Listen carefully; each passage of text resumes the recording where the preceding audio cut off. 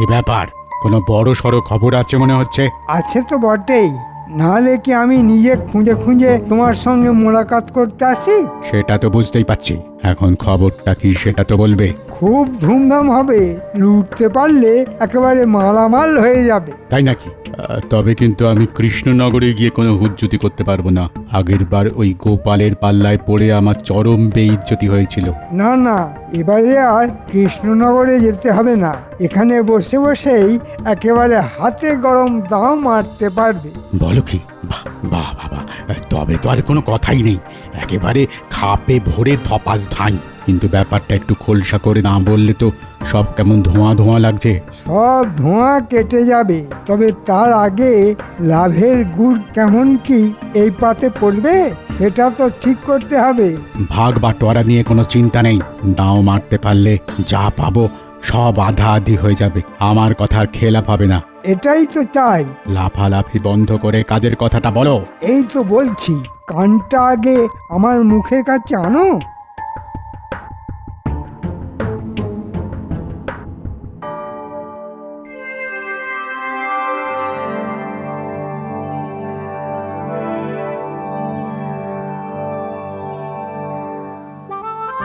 সকাল সকাল মহারাজের এই হাসি মুখ দেখলেই না মনটা কেমন খুশি খুশি হয়ে যায়। এমনিতেই তো মহারাজের মনে এখন খুশির লাড্ডু গড়াগড়ি খাচ্ছে, তাই আমাদের মনটাও খুশিতে একেবারে ভরে যাচ্ছে।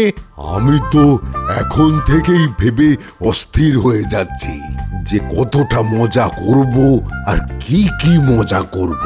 তা তো বটেই, এমন ভোগের যোগ কি বারবার আসে? আমার তো যেন আনন্দের আর সীমা নেই। তা ঠিক আনন্দ আমারও হচ্ছে বটে, তবে আরো যেটা ভালো লাগছে সেটা হলো এই তোমরা সবাই কেমন চাঁদ পানা মুখ করে বসে আছো, কিন্তু কই তাকে তো দেখছি না। উফ, কি আনন্দ, কি আনন্দ! মহারাজের বিয়ে, মহারাজের বিয়ে!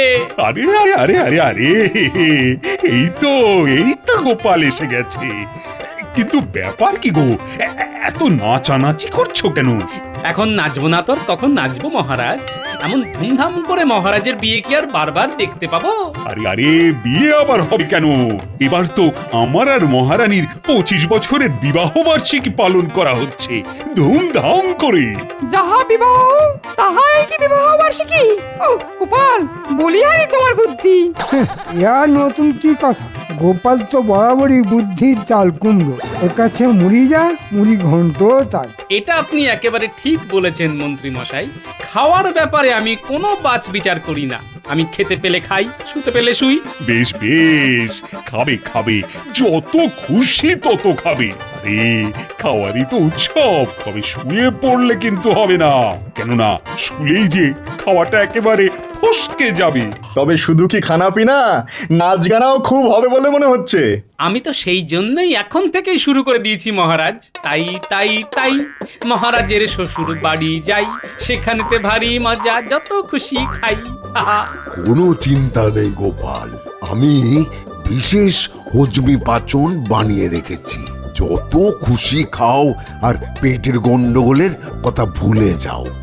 দিলে একটু সব দিক যাতে সামলানো যায় তেমন ব্যবস্থা করে দিন রাজবৈদ্য। মানে খাওয়া থেকে ঘুম কোনোটাতেই যেন সমস্যা না হয়। বেশ বেশ, তাহলে না হয় ওই ঘুম থেকে খাওয়া আর আশা থেকে যাওয়া এই সব সমস্যারই আলাদা আলাদা বড়ির ব্যবস্থা করে দেব। বড়ি হোক আর বড়া, যা আছে সব জড়ো করে ফেলো। হাতে তো আর সময়ও বেশি নেই। কাল বাদে পরশু মহারানী তার বাপের বাড়ি থেকে বধূর সাজে কৃষ্ণনগরে আসবে, সেই ঠিক যেমন এসেছিল 25 বছর আগে।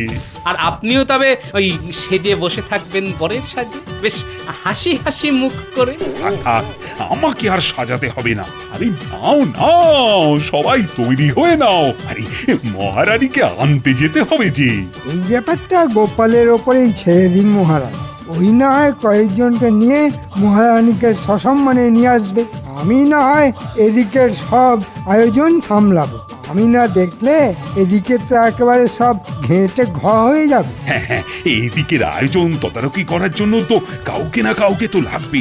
বেশ, তবে গোপাল তুমি না হয় ওদিকটা সামলে এসো। যেমন বলবেন মহারাজ, কিন্তু ব্যাপারটার মধ্যে আমি যেন কেমন একটা গন্ধ পাচ্ছি। না না, মন্ত্রী মশাই নিজে কেন আমাকে পাঠানোর ব্যাপারে তদবির করলেন? এবার তো তাহলে একটু ভেবে দেখতেই হচ্ছে। আমার কি এমন মহারানীর মতো কপাল হবে যে পালকিতে চেপে বাপের বাড়ি থেকে স্বামীর ঘরে ফিরবো? হ্যাঁ? আমাকে এইখানে থেকে সারা জীবন পড়ে পড়ে কপাল ঠুকে মরতে হবে। হ্যাঁ, সে যা করতে হবে করো, তবে আমার জামা কাপড় জুতো সব একটু গুছিয়ে রেখো। বয়ে গেছে আমার গুছোতে। যাবে নিজে ফুর্তি করে মহারানীকে পালকিতে চাপিয়ে কৃষ্ণনগরে আনতে, আর তার জন্য আমাকে সব গুছিয়ে দিতে হবে। হ্যাঁ, আরে বাবা, একটু সাজিয়ে গুছিয়ে না দিলে মহারানীর বাড়িতে তোমার বরের মান সম্মান থাকবে গিন্নি? বলি থাকলো না চুরি হয়ে গেল, তাতে আমার ভারী বয়েই গেল।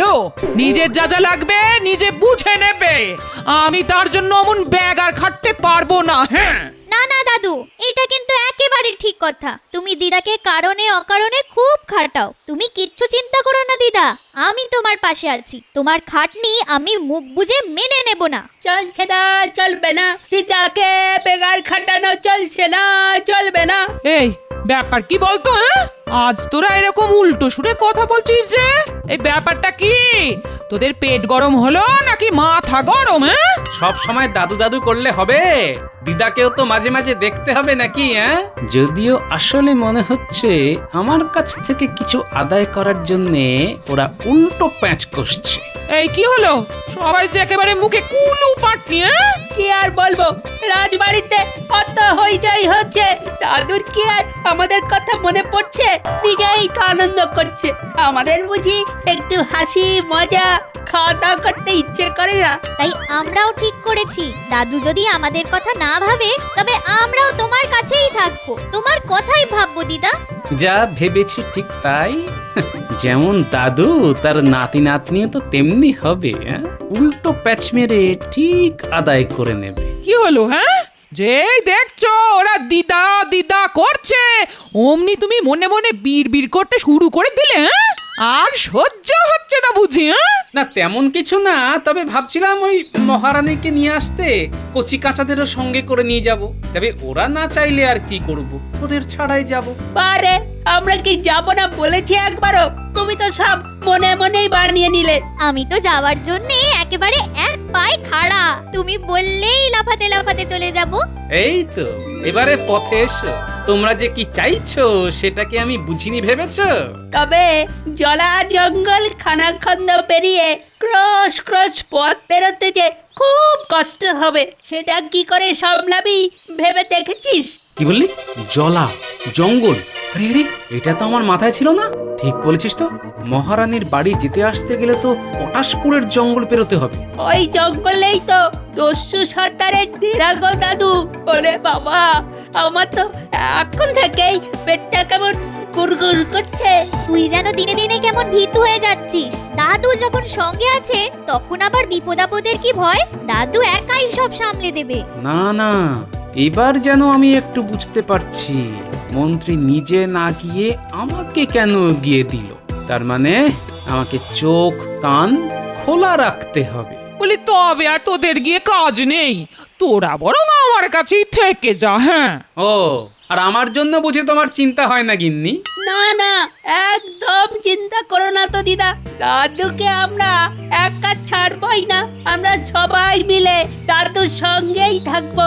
বেশ, তাহলে চল দেখা যাক কোথায় কখন কি হয়। পাক্কা খবর আছে, রাজবাড়ি থেকে রাজার লোকজন দল বেঁধে আসছে মহারানীকে ওর প্রাসাদ থেকে নিয়ে যাবে বলে। তাহলে আমাদের কি করতে হবে সর্দার? আমরা কি ওদের নজরে নজরে রাখবো আসা যাওয়ার পথে? হ্যাঁ, তোর বোকা, শুধু নজর রাখলে আমাদের ট্যাঙ্ক ভরবে কি করে? আমাদের তো এই তালে মোটা মাল করে গিড়িয়ে ফেলতে হবে। তাহলে ওরা যখন এই পথ দিয়ে ফিরবে তখনই না হয় ওই ঝাঁপিয়ে পড়ে চোটপাট করে লুটপাট চালাবো। কি বলো সর্দার? আর তারপরে মহারাজের লেঠেল বাহিনীর হাতে কচু কাটা হব। এই রে, এইটা তো মাথায় ছিল না। হ্যাঁ হ্যাঁ হ্যাঁ, তাও তো বটে, মহারানীকে পাহারা দিয়ে নিয়ে যাওয়ার জন্য লোক লস্কর তো লাগবেই। হ্যাঁ, তাহলে আমরা কি করব সর্দার? ছোপ বুঝে কোপ মারবো? না না, যা করার সেটা একেবারে মাথা খাটিয়েই করতে হবে। তার মানে সর্দার মাথা খাটিয়েই ফেলেছে, এবারে শুধু কথা মতো কাজ করলেই কেল্লা ফতে। মাথা তো খাটিয়েছি বটেই, তবে এবার শুধু তকতে তকতে থাকা। ওরা সবাই আসছে সর্দার। লেটেল বাহিনীর সঙ্গে সাধারণ কিছু প্রজাও আছে দলে। হ্যাঁ, তা তো থাকবেই, তেমনই তো কথা ছিল। তাহলে আর দেরি করা যাবে না। নে নে নে, সবাই তৈরি হয়ে নে। ওই লোকজনের ভিড়ে মিশে গিয়ে সবাই মহারানীর প্রাসাদে যাবি। আর তারপরে তোদের কোনো চিন্তা নেই, আমি নিজে থাকবো তোদের সঙ্গে, ঠিক আছে?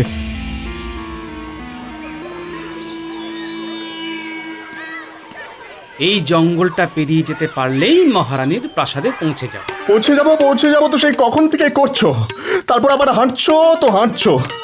বাবারে বাবা, আমি যে আর পারি না। না, এর থেকে মন্ত্রী মশাইয়ের সঙ্গে কৃষ্ণনগর থেকে সবকিছু তদারকি করলেই কাজ দিত। হ্যাঁ, আরে সে কি, এসব আবার কি কথা? এখন এটুকু পথ আসতেই যদি গলদঘর্ম অবস্থা হয়, তবে খ্যাটন করে ফেরার সময় কি হবে? কখন যা হবে হবে। এখন তো হাঁটতে হাঁটতে হাঁটুতে ঠোকাঠুকি লাগছে। ওরে বাবারে, আরে কে কোথায় আছো গো? আমি একটু ঠান্ডা জল খাবো। ওরে বাবা, ওরে বাবা। যার যা খাওয়া সেটা একেবারে মহারানীর প্রাসাদে গিয়েই খাবে। ততক্ষণে খিদেটা জমে একেবারে ক্ষীর হয়ে যাবে। হ্যাঁ, ক্ষীর হোক আর দুধ, খাতির ভালোই হবে। তবে গোপাল যেভাবে নিজেই দায়িত্ব নিয়ে আমাদের তাড়িয়ে তাড়িয়ে নিয়ে যাচ্ছে, তাতে মনে হচ্ছে আমার হাতের বালা লাঠিটাও তোমার হাতে দিয়ে দিই। হ্যাঁ দেখুন লেঠেল প্রধান, মহারাজ তো আপনাদের বাহিনীর সবার জন্যই এইরকম লাঠির আর বালার ব্যবস্থা করেছেন। বাকিদের জন্য যদি তেমন কিছু ভাবতেন, তবে সাজটাও জমতো আর আর হাতটাও বেশ ভরা ভরা লাগতো। কি করলে কি হতো সেসব কথা এখন থাক না ভাই। চলো চলো, আমরা মহারানীর প্রাসাদে যাই, চলো।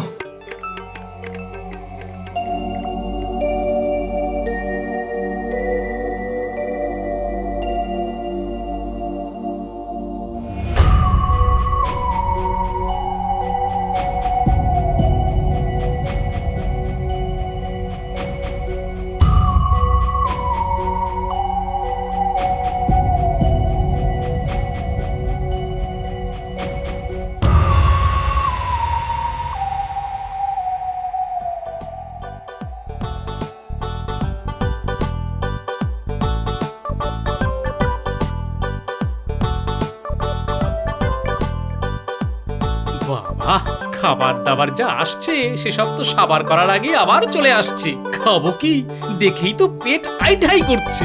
না না, আমি কষ্ট করে হলেও ঠিক খেয়ে নেবো। খাবার জিনিসে না বললে ঠাকুর রাগ করেন। হ্যাঁ, তবে আর কি, টক ঝাল মিষ্টি গুনে গুনে দু চারটি নয়, একেবারে বেশটি করে খান।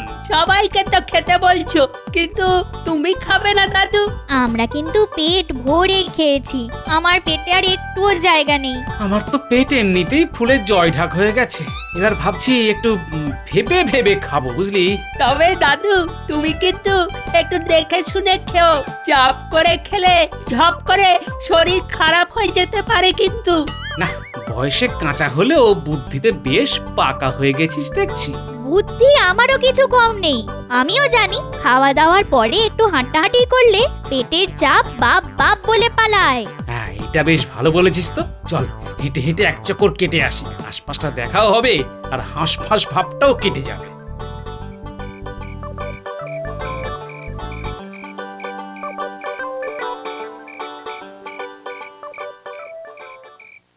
কি সবাই কি ঝুপ করে ঘুমিয়ে পড়লো নাকি? সব কেমন চুপচাপ হয়ে গেছে দেখো। তাই তো দেখছি, ওদিকে আমাদের লোকজনেরাই বা কি করছে কে জানে। কাল সকাল সকালই তো বেরিয়ে পড়তে হবে আমাদের। ওই তো ওদিকের ঘরটায় আছে বলে মনে হচ্ছে সবাই। চলো তো গিয়ে দেখি কি চলছে ওদিকে। কি আবার হবে, দেখবি হাঁক পাক করে খেয়ে লেঠেল আর লোক লস্কররা এখন নাক ডেকে ঘুমোচ্ছে।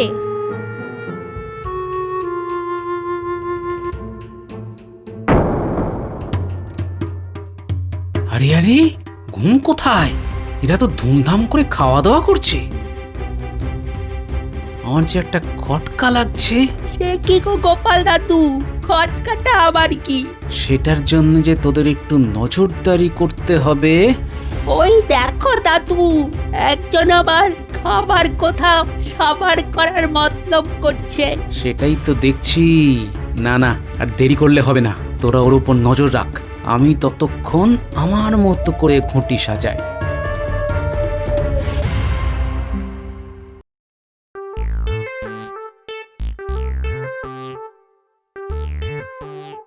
এ কি গো গোপাল দাদু, সব ছেড়ে তুমি এবারেই পান নিয়ে বসলে কেন?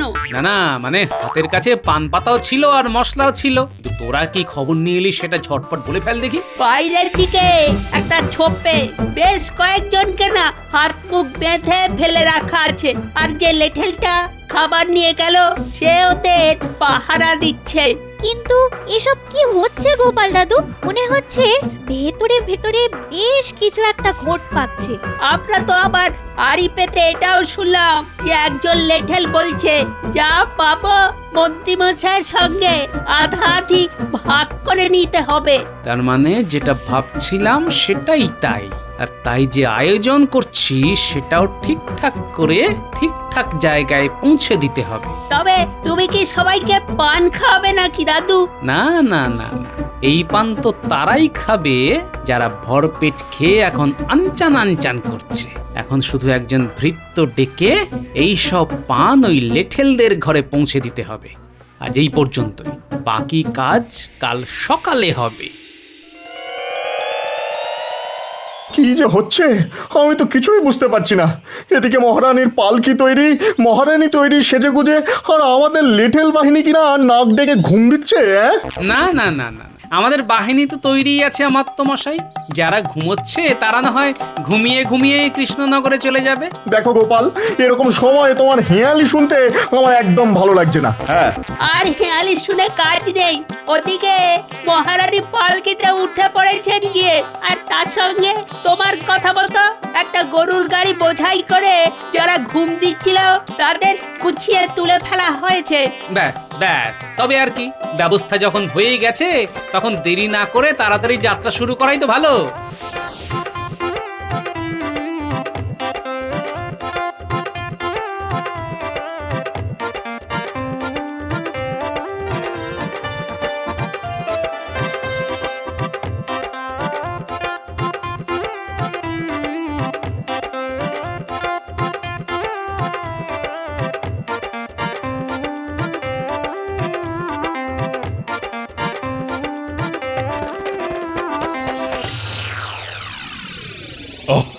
তাহলে গোপাল, ঠিক ভালোই ভালোই সব কাজ গুছিয়ে সবাইকে নিয়ে ফিরে এসেছো। সে তো ফিরতেই হতো, নাহলে গোপালকে আর আপনার সামনে মুখ দেখাতে পারতো মহারাজ?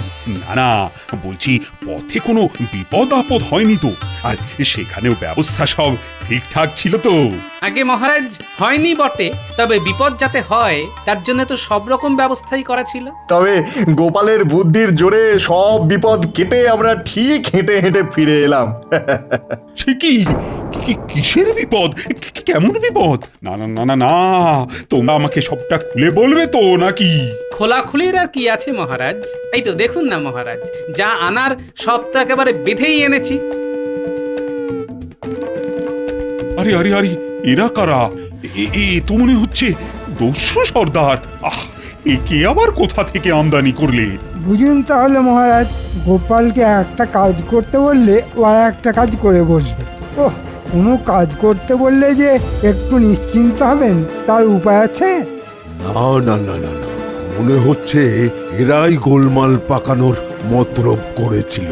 না না, তেমন কিছু নয়, শুধু মহারানীর সঙ্গে নিয়ে আসা অলংকার আর মূল্যবান জিনিসপত্র লুট করার মতলব করেছিল। বলো কি? সে কি কাণ্ড! আর সেটা গোপাল আগে ভাগে বুঝে গিয়েই ওদের কুপকাত করেছে। রাস্তায় আস্তে আস্তে আমাকে সব গল্প বলেছে। সে তো বুঝতেই পারছি, কিন্তু কিভাবে? ওরা আগে সাধারণ প্রজা সেজে আমাদের দলে ঢুকে গিয়ে পরে লেঠেলদের বেঁধে এক জায়গায় জড়ো করে, তারপরে লেঠেল সেজে ফেরার পথে আমাদের লুট করার মতলব করেছিল। সেসব কথা কি ওরা তোমার কানে কানে বলেছিল নাকি? গুল গল্প দেওয়ার জায়গা পাওনি? গল্পটা যে কি সেটা তো বাচ্চারা তককে তককে থেকে আমাকে ঠিক সময় বলেছিল। তার আগে অবশ্য রাতে প্রাসাদে যখন আমি ওদের লেঠেলের পোশাকে দেখি তখনই আমার সন্দেহ হয়, কারণ ওরা হাতের বালাগুলো পরতে ভুলে গেছি, আর তাই দেখি আমার সন্দেহ হয়। তারপরে তুমি কি করে এদের পাকড়ালে গোপাল? সে তো আপনারই বড়ির গুণে রাজবৈদ্য। আপনি আর সব বড়ির সঙ্গে যে ঘুম পাড়ানোর বড়ি দিয়েছিলেন সেটাই গুঁড়ো করে পানের মধ্যে মিশিয়ে খাইয়ে দিতেই সব একেবারে ঘুমিয়ে কাদা হয়ে গেল। তবে ধরা যখন পড়েছে তখন শাস্তি তো পেতেই হবে। 7 দিন ধরে বেটাদের আচ্ছা করে দুবেলা কান ধরে ওঠবোস করাবো আমি। দেখি দেখি কেমন লুট করার ফন্দি আঁটে আবার। যা দেবেন দিন, তবে শাস্তির অর্ধেকটা কিন্তু মন্ত্রী মশাইকে দেবেন। কেন? এর মধ্যে আবার মন্ত্রী এলো কোথা থেকে? মন্ত্রী মশাই তো এই লুট করার মতলবে এঁটেছিলেন, আমাদের জঙ্গলে গিয়ে সব বলে এসেছিলেন, আর কথা ছিল আমি যা পাবো তার অর্ধেক ভাগ উনি নেবেন। এসব হাবিজাবি কথায় একদম বিশ্বাস করবেন না মহারাজ, সব মিথ্যে কথা। কথা যখন হয়েছে তখন মিথ্যে হোক বা সত্যি, শাস্তি তো ভাগ করে নিতেই হবে মন্ত্রী মশাই। ছি ছি ছি মন্ত্রী, তোমার পেটে পেটে কিনা এই মতলব ছিল? না না না না, তোমাকেও শাস্তির ভাগ পেতে হবে, কোনো ছাড়াছাড়ি নেই। এবারের মধ্যে ছেড়ে দিন মহারাজ, এমন আর কোনোদিন হবে না। আমি এই নাক মুলছি, কান মুলছি মহারাজ, আর কোনোদিন হবে না। যত যাই করো না কেন আমি কোনো কথা শুনছি না। তবে আমার বিবাহ বার্ষিকী যাতে মাঠে মারা না যায় তার জন্য গোপাল যা করেছে তার সত্যি কোনো তুলনা হয় না। আর সেই জন্য মন্ত্রীকে শাস্তি দেওয়ার পাশাপাশি গোপালকে আমি বিশেষ পুরস্কার দেব। মহারাজের বিবাহ বার্ষিকী জমে একেবারে ক্ষীর হয়ে গেল।